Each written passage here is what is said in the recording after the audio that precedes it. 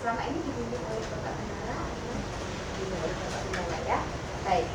Karena umumnya berapa lama persiapannya? 1 jam ya. Oke, persiapannya 1 jam. 1 jam dan itu akan disampaikan hari Minggu. Kalau memang dalam tahun ini kira-kira belum mendapatkan solusi, belum ada persetujuan kalau bisa 1 minggu sebelumnya, saya kira ini alternatif supaya masing-masing kita berani membayar harga, ya, berani membayar harga. Dalam arti kalau memang kondisinya tidak bisa diubah, bagaimana kalau kita yang mengubah? Kita tidak dipengaruhi oleh situasi, tetapi kita yang mempengaruhi. Jadi caranya adalah supaya persiapan kita lebih matang, lebih baik, lebih mantap, kita bisa memperlengkapi diri sendiri. Dan ini perlu sarana, yaitu buku-buku penunjang. Saya kira sudah cukup banyak buku-buku yang bisa memberikan tambahan wawasan kepada kita yang tidak secara khusus belajar teologi, dan itu sangat membantu sekali. Misalnya sejarah kerajaan Allah, kemudian ensiklopedia Alkitab atau konkordansi, itu harganya tidak mahal, tidak terlalu mahal. Kadang-kadang kita pergi kunjungan atau mungkin kita rekreasi ke Ancol atau ke Dufan, atau mungkin kita makan-makan, pesta-pesta dengan biaya sangat mahal, tetapi untuk menyisihkan sedikit uang untuk menunjang pelayanan kita, sayang. Jadi hari ini saya memberikan tantangan. Kalau kita mau meningkatkan pelayanan kita bisa mulai berani bayar harga. Buku sejarah kerajaan Allah itu kalau tidak salah sekitar 56 ribu kalau tidak 45 ribu. Dan itu mudah dipahami. Karena di sana kita misalnya kalau melihat penjelasan di situ akan dijelaskan ya, kira-kira Yeriko ini terletak sekian kilometer dari Yehuda, dari Yerusalem. Dia ada di sebelah selatan atau utara. Memang kalau untuk wilayah-wilayah lebih tepatnya melihat pada peta Alkitab. Peta Alkitab juga tidak terlalu mahal. Sehingga dengan demikian kita bisa memberikan informasi yang baik kepada anak-anak. Jadi tidak sekedar begitu saja bosan. Apalagi kita ini bersaing dengan pendidikan formal ya, misalnya di sekolah sudah begitu banyak metode dan bagus sekali cara guru menyampaikannya. Kemudian mereka juga diperlengkapi dengan berbagai macam training dan lain sebagainya. Kalau kita hanya seperti ini saja, anak-anak atau kemana? Ya jangan disalahkan anak-anaknya kalau mereka akhirnya lebih memilih nonton Shinchan, Doraemon, yang lainnya daripada mengikuti sekolah minggu. Karena dari dulu, sekarang, dan selama-lamanya yang kita sampaikan hanya itu saja. Ya Yeriko itu nggak diberi penjelasan. Atau mungkin kita sampaikan tentang tokoh juga tidak diberi penjelasan. Waktunya kapan juga, waktunya itu kira-kira pada zaman, misalnya kita bisa kaitkan kan, misalnya pada saat Tuhan Yesus itu hidup, kaisar siapa yang memerintah? Pada zaman itu orang Romawi yang berkuasa, bukan hanya di wilayah Yerusalem tetapi juga di tempat-tempat yang lainnya. Nah, kalau kamu ingat, Daniel di dalam kitab Perjanjian Lama pernah kan disuruh mengartikan mimpi Raja Nebukadnezar. Raja Nebukadnezar melihat ada patung yang terdiri dari beberapa bahan. Kemudian kalau kita kaitkan dengan itu kan kita bisa membawa anak-anak memiliki wawasan yang lebih luas.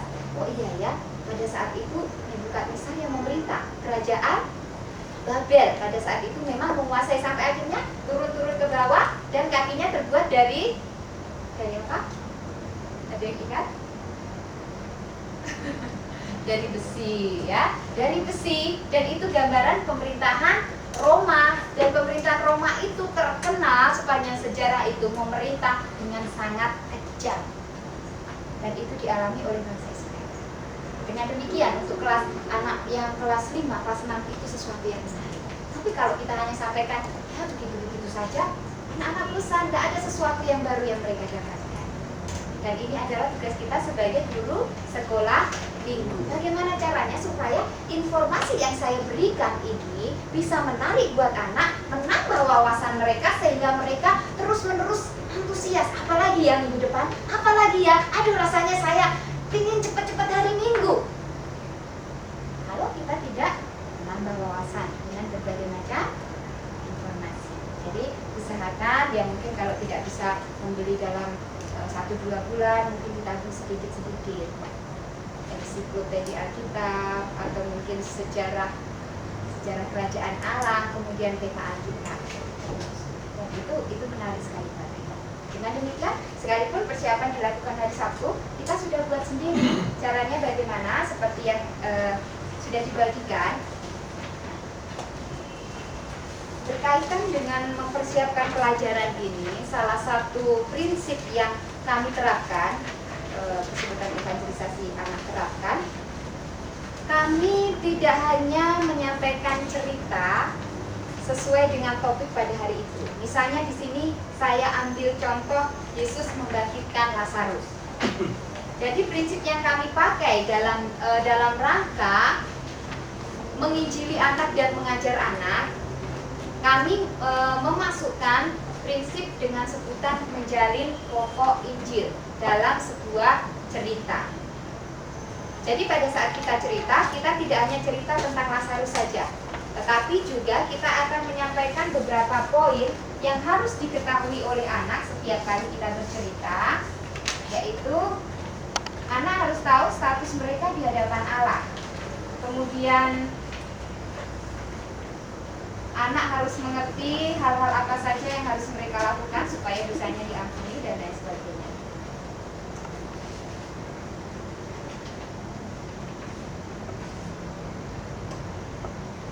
Menjalin pokok Injil dalam sebuah cerita. Ada spidol sih.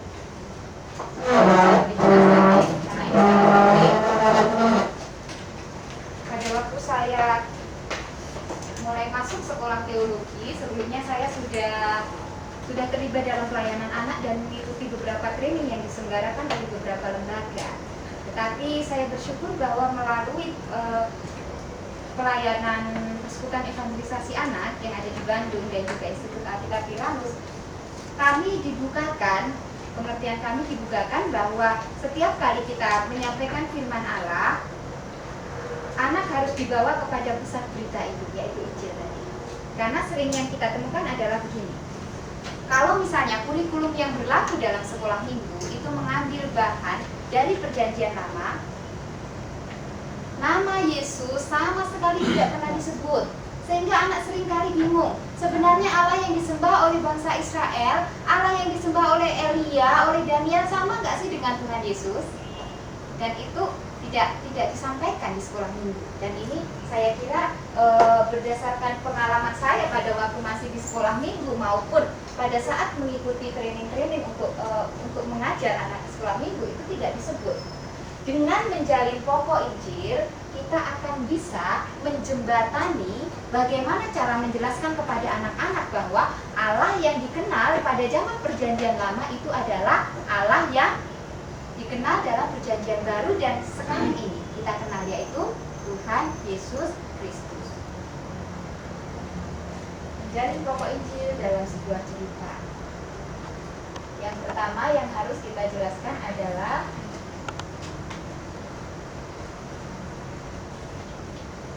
anak harus tahu statusnya di hadapan Allah. Itu yang pertama. Ini, setiap anak dikasihi oleh Allah.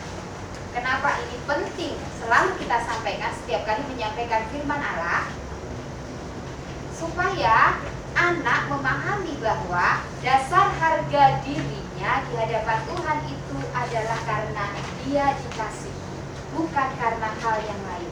Kalau pandangan dunia umumnya menyatakan bahwa anak itu berharga kalau dia pandai, kalau dia cantik, kalau dia adalah anak dari keluarga kaya. Tetapi kalau anak tidak cantik, kalau anak cacat misalnya, apakah dia dihargai? Itu sebabnya kita perlu menekankan. Kamu disayang, kamu dihargai oleh Allah. dan Allah sendiri yang mengatakannya. Misalnya kita bisa cari referensi di dalam kitab Yesaya 43 ayat 4, oleh karena Engkau berharga di mataku dan mulia dan Aku ini mengasihi engkau. Kemudian kita juga bisa kaitkan dengan kitab Wahyu pasal 21 dan 22. Bukti bahwa Allah itu sangat mengasihi atau menyayangi kamu. Dia menyediakan tempat yang sangat indah, yaitu surga. Nah, keindahannya kita bisa ceritakan di sana surga itu apa. Dengan demikian kita bisa meramu cerita dari perjanjian lama, misalnya tentang Musa yang memimpin bangsa Israel keluar dari laut Teberau, dikaitkan dengan ini. Allah mengasihi dan Allah menyediakan surga. Bagaimana caranya nanti kita akan latihan. Memang kalau waktu 2 jam sangat terbatas sekali ya. Pada di HKBP yang pelatihan yang lalu itu kami gunakan waktu mulai 9 sampai 23 gitu ya. Tapi nggak apa-apa, yang penting saya sampaikan secara garis besarnya, ada contohnya di situ, dan saya harap setelah kita tahu kita bisa melakukan, dan ini memang perlu latihan terus-menerus. Kemudian berikutnya kita perlu berikan penjelasan bahwa sekalipun anak dikasihi, tetapi mereka punya status Roma 3 ayat 23, karena semua orang telah berbuat dosa dan telah kehilangan kemuliaan Allah. Jadi anak harus tahu,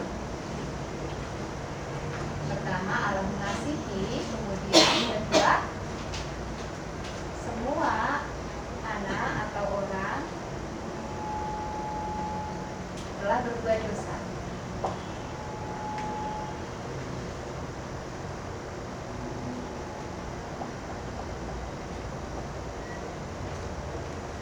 Kenapa ini penting kita sampaikan? Karena kalau tidak ada kesadaran di dalam diri seseorang atau seorang anak bahwa dia itu tidak berdosa, maka dia merasa tidak membutuhkan Tuhan Yesus. Nah, ini pengalaman kami, khususnya untuk anak usia balita. Kalau SD biasanya kesadaran bahwa dia orang berdosa itu sudah paham ya. Tapi kalau untuk anak balita biasanya kalau kita sampaikan pada waktu mendidik mereka, kita mengatakan bahwa semua orang berdosa, termasuk kamu juga. Kemudian kita berikan penjelasan sederhana. Dosa itu adalah segala sesuatu yang kita pikirkan, kita ucapkan, kita lakukan yang tidak menyenangkan hati Allah atau yang tidak baik. Contohnya misalnya bohong atau nggak nurut sama papa mama. Coba kalau kamu ucap, dosa itu pernah kamu lakukan? Enggak, biasanya seperti itu kalau anak kecil. Karena mereka menganggap bahwa aku selama ini jadi anak baik kok, tidak pernah lakukan kesalahan. Nah, kita harus menyadarkan kepada mereka supaya mereka sadar bahwa status mereka itu berdosa. Dengan demikian, kita akan bisa mudah menyampaikan bahwa itu sebabnya kamu membutuhkan Tuhan Yesus karena kamu berdosa. Pokok Injil yang kedua dan yang ketiga adalah Yesus juru selamat yang sempurna. Yesus juru selamat yang sempurna.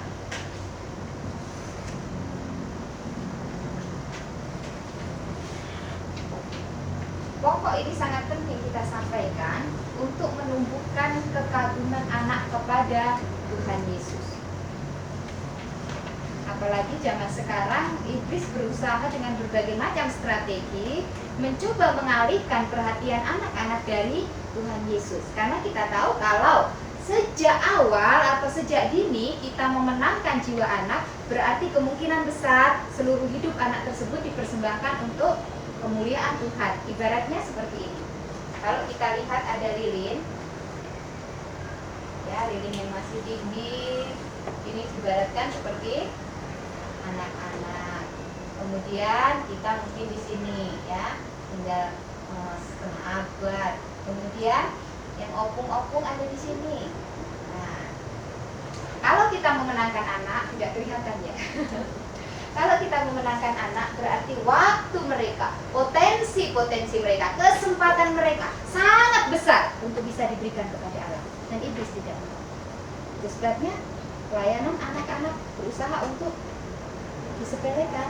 Guru-guru sekolah minggu, sudahlah, kamu lebih baik nikah saja sama dia, sekalipun tidak seiman. Nah, akhirnya hilang, atau mungkin setelah menikah akhirnya tidak mau lagi melayani anak-anak. Saya sibuk. Yesus Juru Selamat yang sempurna perlu kita sampaikan pada anak-anak supaya apabila sewaktu-waktu mereka menghadapi kesulitan, mereka itu datang kepada Yesus. Mereka juga menjadikan Yesus sebagai idola. Bukan Power Rangers, bukan Superboy, bukan Delon. Nah ya, sekarang booming Delon. ABG. Apakah kepada Tuhan Yesus bisa seperti itu? Dan untuk menumbuhkan itu salah satunya adalah melalui berita yang kita sampaikan. Sebab dengan kita menyampaikan ini, apa sih kehebatan Yesus?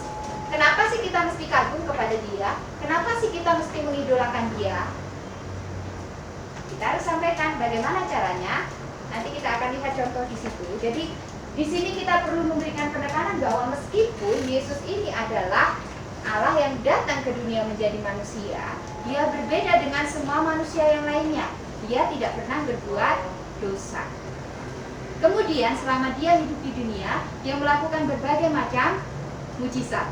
Jadi pada saat kita menyampaikan cerita tentang Lazarus, kita bisa angkat salah satu mujizat Yesus yang lain. Misalnya,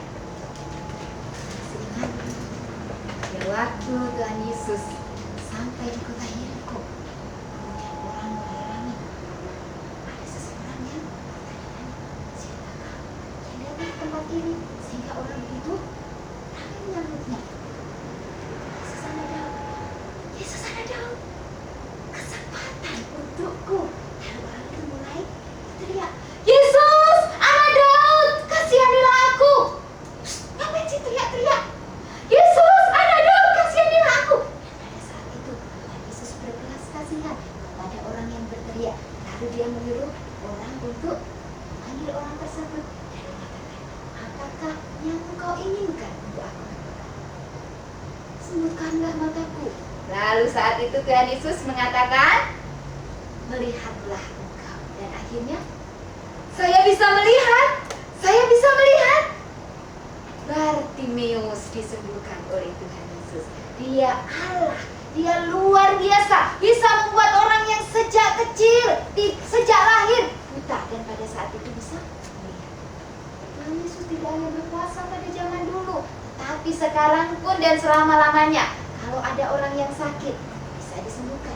Jadi hari ini, kalau ada di antara kami yang punya masalah, jangan lupa, datanglah kepada Tuhan Yesus, karena Dia Allah yang luar biasa. Dia sanggup untuk memberikan pertolongan kepada kamu. Misalnya dengan cara seperti itu, kemudian masuk kepada cerita intinya, yaitu Yesus menyembuhkan, membangkitkan Lazarus misalnya. Jadi kalau pada saat itu Tuhan Yesus mengatakan kepada Maria, jika engkau percaya kepadaku, maka engkau akan melihat kuasa Allah. Karena apa? Karena memang Tuhan Yesus adalah Allah yang berkuasa. Jadi kita kan bisa masuk lagi kepada cerita hari itu. Jadi kira-kira seperti itu contohnya. Yesus Juru Selamat yang sempurna. Kemudian pokok Injil yang keempat adalah Yesus mati di salib dan bangkit untuk menghapuskan dosa. Jadi ini harus disampaikan. Karena ini adalah ujung tombaknya. Ini adalah berita. Pengampunan dosa hanya ada di dalam Yesus Kristus. Dan ini penting kita sampaikan berulang-ulang kepada anak supaya anak benar-benar yakin tentang kepastian keselamatannya. Dan juga kalau kita sampaikan dengan menjalin pokok Injil seperti ini, keuntungannya ganda. Umumnya khususnya ini di kelas balita dan batita, karena mereka masih kecil didampingi oleh babysitter. Kemudian kalau tidak orang tua mereka, sehingga pada saat kita menyampaikan pada anak-anak, kita juga sekaligus bisa melayani pendamping-pendamping mereka. Sudah banyak kesaksian yang menyatakan bahwa para pembantu rumah tangga mereka dimenangkan, dibawa kepada Tuhan Yesus melalui pelayanan di sekolah minggu. Jadi jangan kita berpikir nggak ada tantangannya, nggak menarik, hanya gini-gini aja pelayanan di sekolah minggu. Tidak.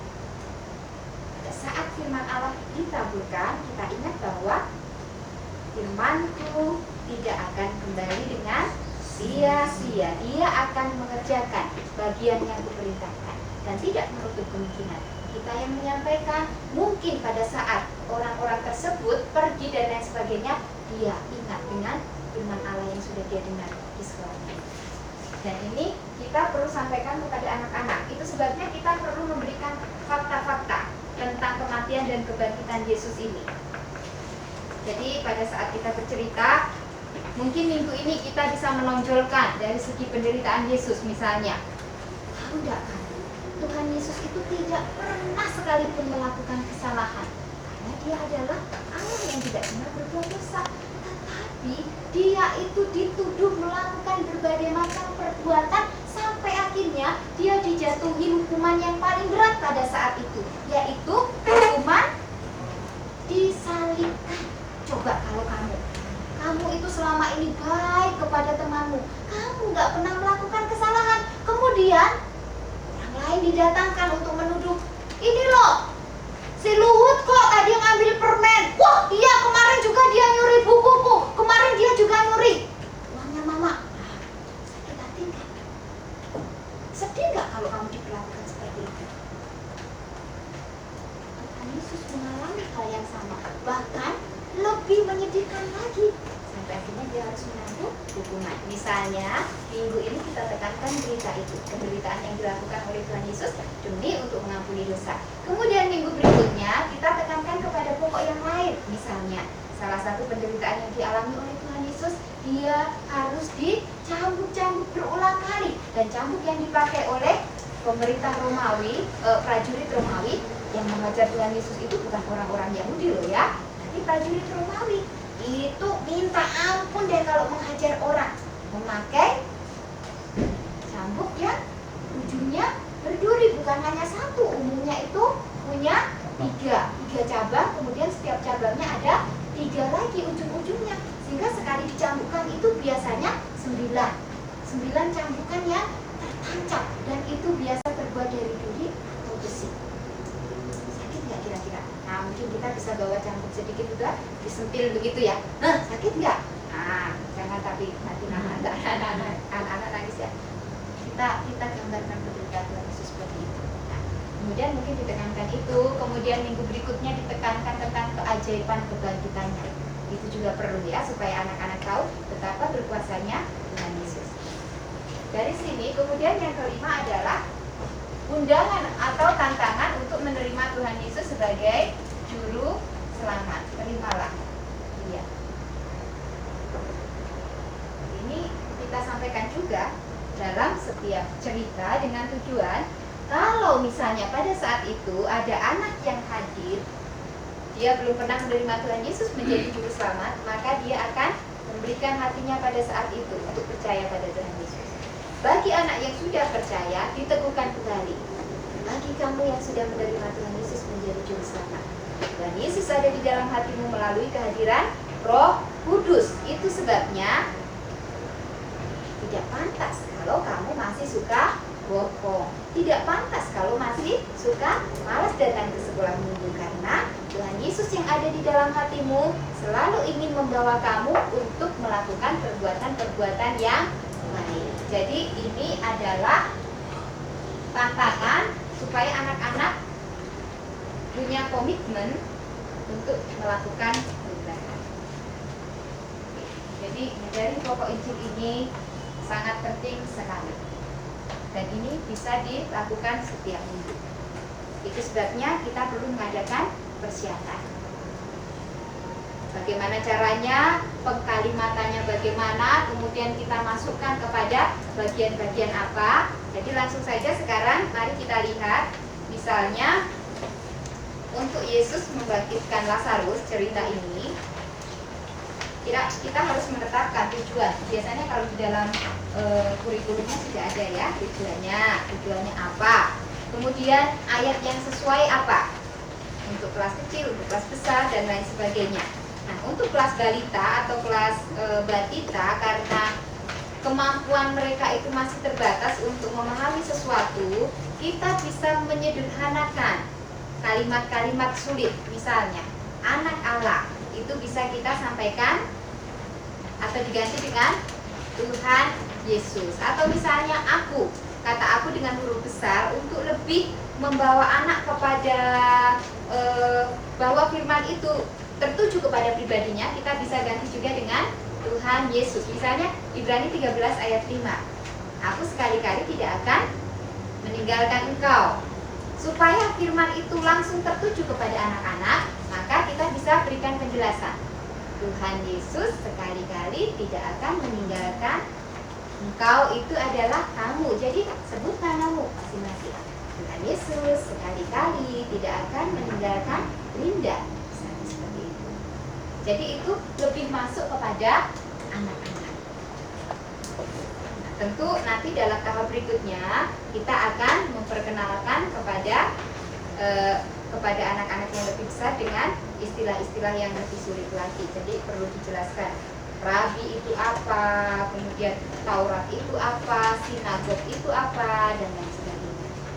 Kemudian setelah kita tahu ayat hafalan yang sesuai, berarti kita perlu melihat latar belakang dari peristiwa tersebut, apa yang sebenarnya terjadi, sebelumnya bagaimana, atau keadaan pada saat itu bagaimana. Ini akan kita lihat dalam latar belakang cerita. Misalnya Injil Yohanes memiliki ciri khas tersendiri dibandingkan ketiga Injil lainnya. Peristiwa-peristiwa yang tidak sempat diamati oleh murid Tuhan Yesus yang lain dicatat oleh Yohanes sehingga menjadi bagian menarik yang dapat dipelajari dari pelayanan dan kehidupan Tuhan Yesus. Misalnya, cerita tentang Yesus membangkitkan Lazarus tidak ada di dalam ketiga Injil yang lainnya, itu hanya ada di dalam Injil Yohanes. Atau mungkin pada saat kita membaca Injil Yohanes, maka kita akan melihat banyak pernyataan-pernyataan Tuhan Yesus yang bersifat egosentris. Bukan egois, tetapi egosentris ya. Jadi Tuhan Yesus membawa kepada pendengarnya bahwa akulah pusat dari kehidupan ini. Akulah roti hidup, akulah air hidup, akulah terang dunia, akulah gembala yang baik, dan masih banyak yang lainnya. Ini menarik, ini ada di Injil Yohanes. Kalau kita tidak mengadakan persiapan, kita tidak akan tahu, kita tidak akan paham. Kita hanya sekedar menjadi guru sekolah minggu, ya udah aku kan pelengkap. Yang penting aku datang, hadir, ikut ngawasi, ntar kalau ada anak yang rame dipukul. Itu sudah cukup jadi tugasku. Tidak. Ibaratnya kalau kita bekerja di salah satu instansi, kita harus meningkatkan kualitas kita, profesionalisme kita seperti apa, sehingga itu harus ada usaha dari diri kita sendiri, kemauan yang kuat dari diri kita sendiri, dan itu akan memotivasi kita. Kemudian kita lihat tokoh. Jadi ini kaitannya tadi dengan langkah-langkah atau prinsip-prinsip di sini, ya. What, who. Jadi ini ada juga tokoh-tokohnya, misalnya Lazarus itu siapa, kemudian setelah Lazarus itu tokoh yang lain yang menonjol siapa, Marta, Maria, para murid orang-orang Yahudi, karakter-karakter mereka itu kira-kira seperti apa, karena dari karakter para tokoh ini kita juga bisa mengajar kepada anak-anak. Misalnya, kalau di sini disebutkan kemungkinan besar Lazarus adalah pengikut Tuhan Yesus, bahkan mempunyai hubungan yang dekat, seperti yang dijelaskan dalam pesan yang ditujukan untuk Tuhan Yesus. Tuhan, dia yang engkau kasihi sakit. Misalnya pada saat kita jelaskan ayat ini, sebelum Lazarus meninggal dunia, Marta dan Maria itu sudah kirim pesan loh sama Tuhan Yesus, dengan harapan supaya Tuhan Yesus cepat-cepat datang. Apa pesannya? Tuhan, orang yang engkau sayangi sekarang ini sedang sakit. Pasti mereka berharap kalau Tuhan Yesus sayang kepada Lazarus, Tuhan Yesus akan segera datang. Apa ya kira-kira Tuhan Yesus sayang kepada Lazarus? Wah, rupanya di dalam ayat yang lainnya dijelaskan. Saya belum sempat mencantumkan di sini, tetapi ada di dalam Injil Yohanes juga, bahwa Tuhan Yesus itu sering berkunjung ke rumah Lazarus. Itu bukti bahwa sebelum Tuhan Yesus ke kota mana, waktu itu dia singgah ke tempatnya Lazarus. Jadi ini adalah informasi. Nah, kalau kita persiapan, bisa kan memperbandingkan atau mencari informasi dari bagian lainnya atau referensi di dalam perjanjian lama yang mendukung cerita tersebut, sehingga ini juga sesuatu yang baru yang menarik buat anak-anak. Kemungkinan besar Lazarus ini adalah orang yang mengasihi Tuhan Yesus juga. Dia tidak sayang, tidak pelit untuk memberikan pertolongan. Pada saat Tuhan Yesus pergi, disuruh dulu tinggal di rumahnya, kalau perlu menginap, diberikan makan dan lain sebagainya. Dan sifat ini sangat baik untuk kamu contoh. Misalnya, kalau ada teman kamu yang dalam kesulitan, Tuhan ingin kamu juga memberikan pertolongan. Mungkin ada teman kamu yang datang ke sekolah minggu, sepatunya sudah tertawa, terbuka karena jahitannya lepas. Kamu punya sepatu 3 loh di rumah. Bagaimana kalau yang satu kamu berikan kepada temanmu? Ini adalah contoh yang baik seperti yang dilakukan oleh Lazarus. Dia senang membantu Tuhan Yesus kalau Tuhan Yesus pergi. Misalnya seperti itu.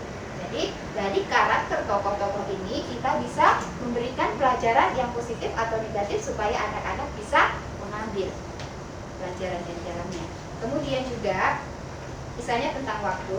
Maaf, saya punya waktu sampai berapa ini sudah jam 5 ya.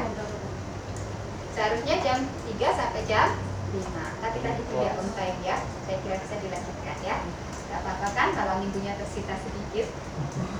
Iya.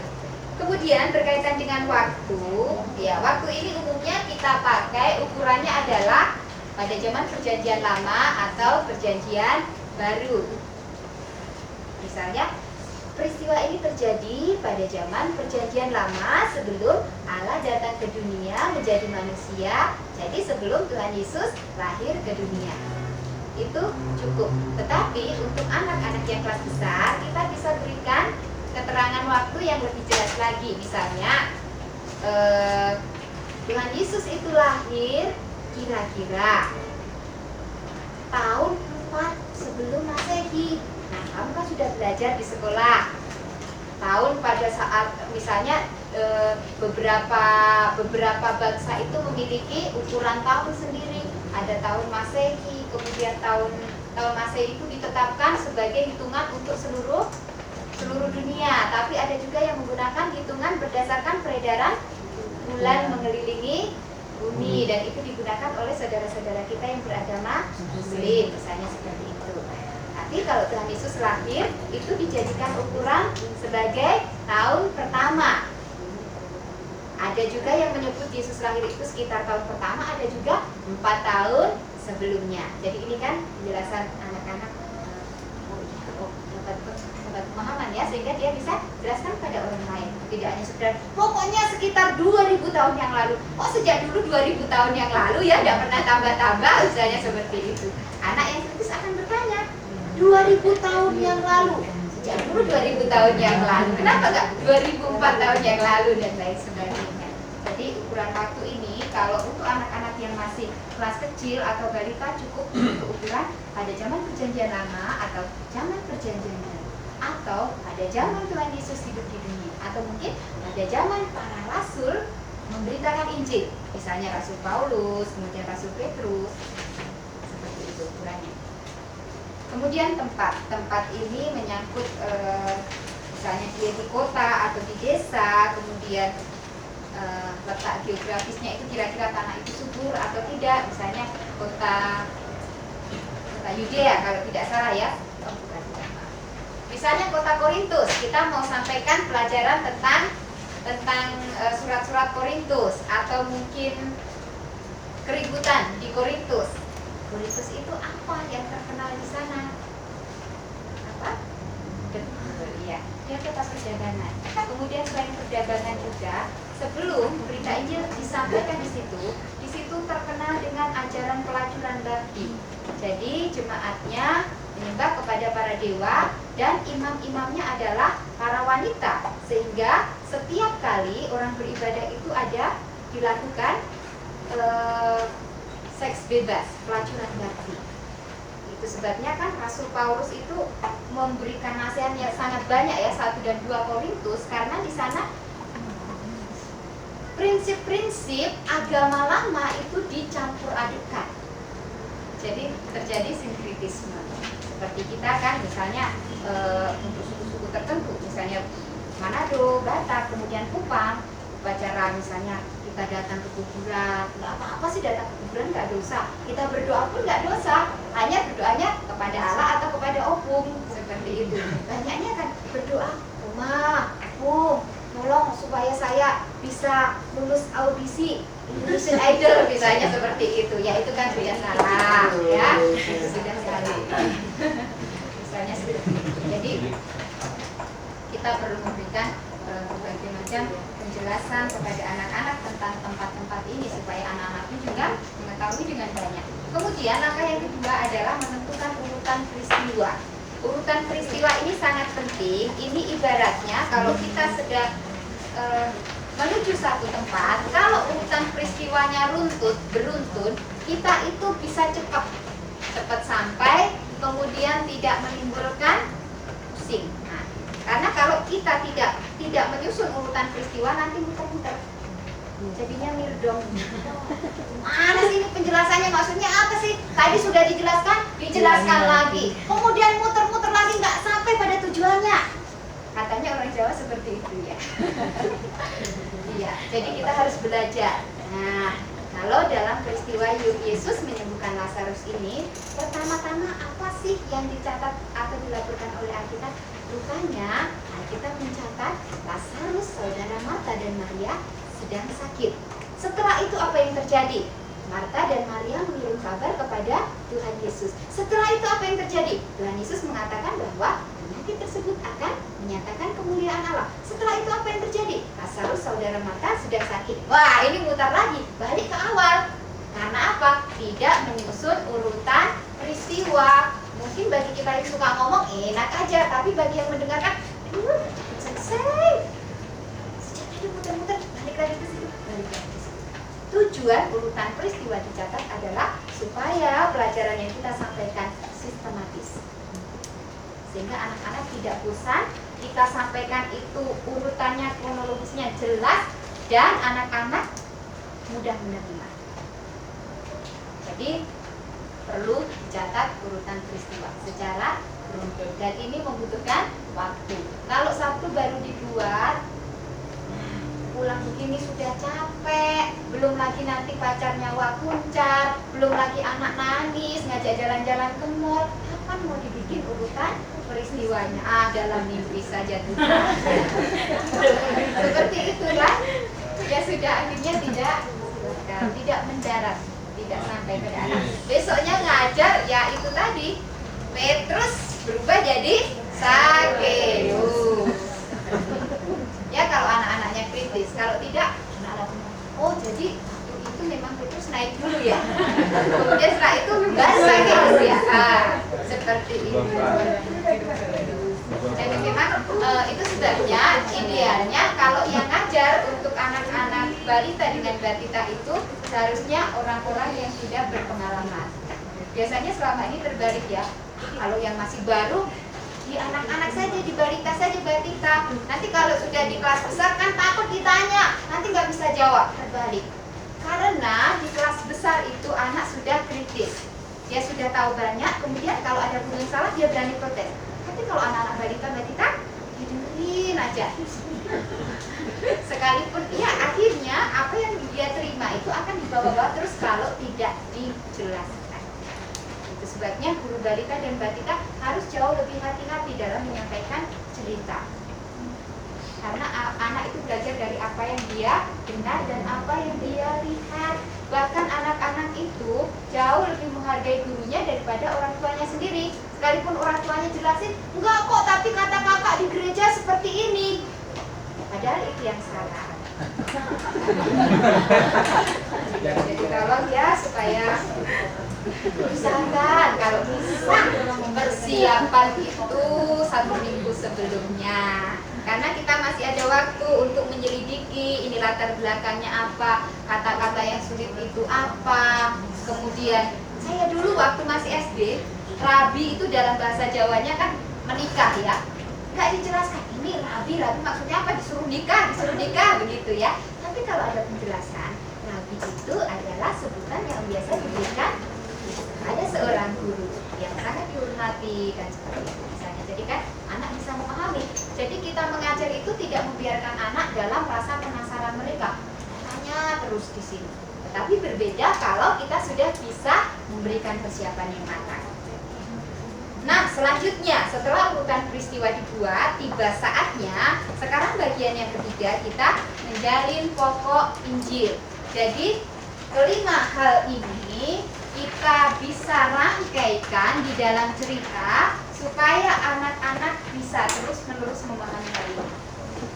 Dalam pelatihan-pelatihan umumnya ada sering ditanyakan, apa bisa ya Kak?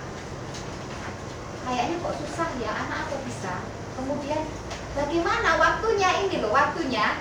Karena kalau untuk anak balita misalnya cerita itu maksimal disampaikan sekitar 5 sampai 10 menit ya, atau 7 sampai 10 menit. Setelah lewat itu sudah tidak ada tips lagi. Kemudian untuk kelas 1 sampai kelas 3 itu sekitar 10 sampai 15 menit. Kemudian untuk yang kelas besar atau pra remaja itu sudah bisa tahan sampai 30 menit sudah bisa. Yang menjadi pertanyaan, kalau ini disampaikan kepada anak balita, bagaimana? Sudah cerita intinya, kemudian harus ditambah penjelasan tentang itu. Itu ada tekniknya. Nanti bagaimana kita akan lihat. Sekarang kita fokuskan dulu dengan menjalin pokok Injil. Seperti tadi misalnya pokok Injil pertama itu adalah Allah mengasihi. Bagaimana caranya menjembatani atau membuat kalimat pengantara dari cerita kepada berita bahwa Allah mengasihi, dan kemudian masuk bahwa Allah mengasihi itu mengasihi kamu, tidak hanya mengasihi Lazarus. Contoh misalnya dari urutan peristiwa yang ke B, Marta dan Maria mengirim kabar kepada Tuhan Yesus tentang Lazarus yang sakit. Kemudian untuk menjelaskan pokok tentang Allah mengasihi, ada kalimat pengantaranya supaya anak tidak bingung, tiba-tiba kok Allah mengasihi, dari mana ini hadirnya ya? Kenapa Lazarus sakit bahkan hampir meninggal dunia? Apakah itu berarti Tuhan Yesus tidak mengasihi Lazarus sehingga Lazarus diizinkan sakit dan meninggal dunia? Kemudian masuk kepada pokok mengasihi. Apapun yang terjadi dalam kehidupan Lazarus dan juga kamu, Allah tetap mengasihi dan tidak pernah meninggalkan kamu, meskipun kamu sakit atau meninggal dunia. Jadi kita bisa memberikan kejelasan. Mungkin teman-temanmu hanya senang berteman dengan kamu pada waktu kamu sehat atau punya banyak mainan dan lain sebagainya. Tetapi ketahuilah bahwa, kemudian ada jembatannya lagi misalnya, sekalipun kamu sakit tidak usah takut karena Tuhan Yesus mengasihimu sama seperti Lazarus yang juga tetap dikasihi oleh Tuhan Yesus pada waktu dia masih sakit dan ketika dia sudah meninggal dunia. Tentu dalam contoh ini saya tidak tuliskan semuanya ya, karena kalau dituliskan semuanya nanti panjang sekali. Kira-kira gambarannya seperti itu. Ini tidak baku, tetapi bisa ditambah, bisa dikurangi. Hanya gambarannya saja, misalnya minumannya teh putih kosong. Jadi apapun ceritanya, perjanjian lama atau perjanjian baru, maka berita utamanya harus tetap disampaikan, yaitu kelima hal ini. Ya, kelima hal ini. Berkaitan dengan itu, pada akhir cerita kita perlu mengadakan tantangan atau undangan, menantang anak untuk menerima Yesus sebagai juru selamat. Kalau sudah dilakukan, berarti kita mendorong mereka untuk berkomitmen. Saya sudah menerima Yesus sebagai juru selamat. Melalui pelajaran hari ini, hal-hal apa yang ingin saya lakukan setelah saya pulang nanti? Hari ini, siapa di antara kamu yang akan selalu belajar, percaya bahwa dalam keadaan yang sangat sulit Allah sanggup menolong kamu? Coba angkat tangan. Karena untuk percaya itu butuh belajar loh ya. Saya kira kita pun juga seperti itu. Untuk percaya sepenuhnya bahwa Tuhan Yesus ini adalah sahabat kita yang setia. Tuhan membutuhkan cara-cara, misalnya kita bersahabat dengan seseorang, kemudian selama ini kita terlalu percaya dengan sahabat kita sampai lupa dengan Allah sebagai sahabat sejati. Itu sebabnya sahabatnya dibuat tidak setia. Misalnya rahasia yang sudah kita jaga baik-baik, pokoknya jangan cerita ya, jangan cerita ya. Akhirnya diceritakan kepada orang lain sehingga kita menjadi kecewa, dan melalui kekecewaan tersebut kita belajar untuk percaya kepada Tuhan. Maksud percaya di sini bukan percaya dalam arti menerima Yesus, tetapi percaya dalam keseharian hidup kita. Sejauh mana kita percaya bahwa dalam situasi sesulit apapun Allah dapat melakukan sesuatu yang mustahil menjadi mungkin dilakukan. Misalnya dari yang sudah mati menjadi hidup kembali. Maka kalau misalnya ayahmu sakit atau opumu sakit, kamu bisa percayakan kepada Tuhan. Tuhan Yesus bisa memberikan kesembuhan. Atau selama ini kamu seringkali dimusuhi oleh teman-teman kamu karena kamu menjadi orang Kristen, mereka ngejek kamu terus, bahkan seringkali usir, buku-bukumu disembunyikan dan lain sebagainya. Allah bisa membuat temanmu itu menjadi baik kepada kamu. Apabila kamu juga percaya bahwa dia sanggup melakukan sesuatu. Jadi kita ajarkan tantangan supaya anak punya komitmen. Apa yang harus berubah dari diri saya melalui firman Allah.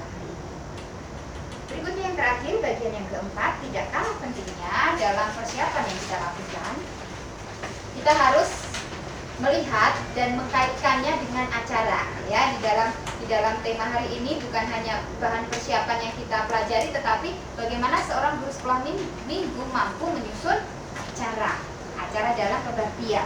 Acara-acara itu tentunya harus kita pertimbangkan sifatnya, apakah itu formal atau tidak. Misalnya dalam acara ulang tahun sekolah minggu akan berbeda apabila kita mengadakan acara KKR, akan berbeda dengan acara Paskah, akan berbeda dengan acara misalnya perjamuan kasih atau bulan keluarga dan lain sebagainya.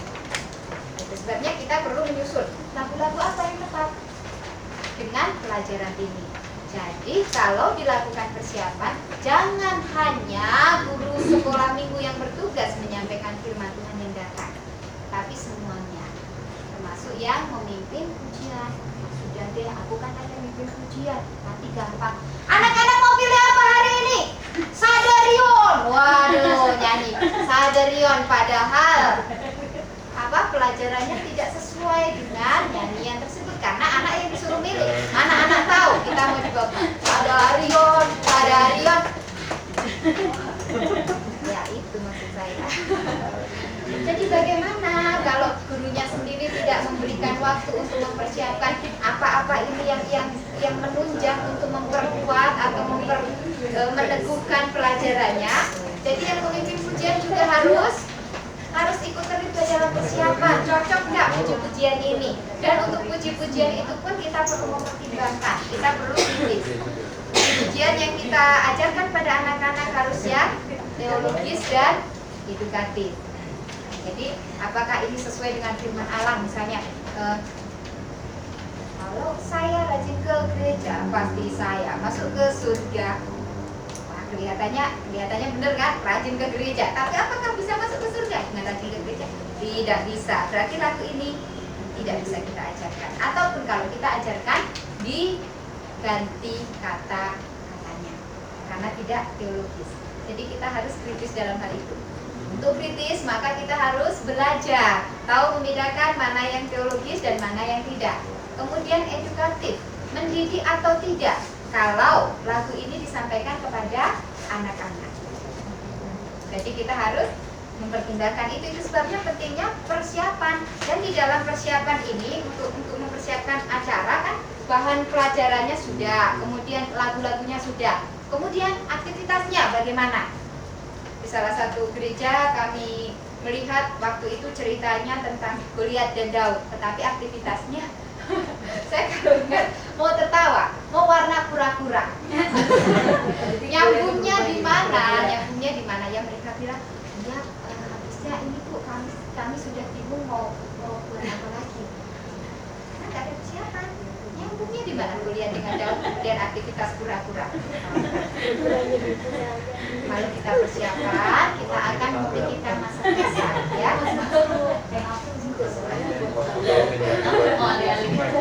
Ada kura-kuranya. Iya, jadi ya itu sebabnya diharapkan supaya persiapan ini dilakukan dengan baik. Kemudian juga pada waktu kita mengadakan persiapan, kita juga bisa menghadirkan acara yang lainnya, misalnya permainan, supaya anak-anak tidak jenuh. Kira-kira permainan ini apa yang cocok ya untuk menunjang pelajaran. Tapi kalau tidak ada persiapan, kita tidak sempat memikirkan itu.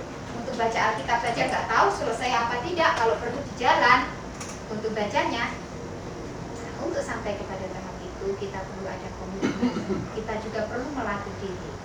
Bukan berarti kami yang sudah memberikan training seperti itu tidak pernah mengalami seperti itu. Oh tidak, kami dalam berbagai pengalaman juga belajar bahwa persiapan itu penting. Kadang-kadang merasa sudah tahu kok, sudah bisa gampang, tidak ada persiapan. Akan tetap beda, ya.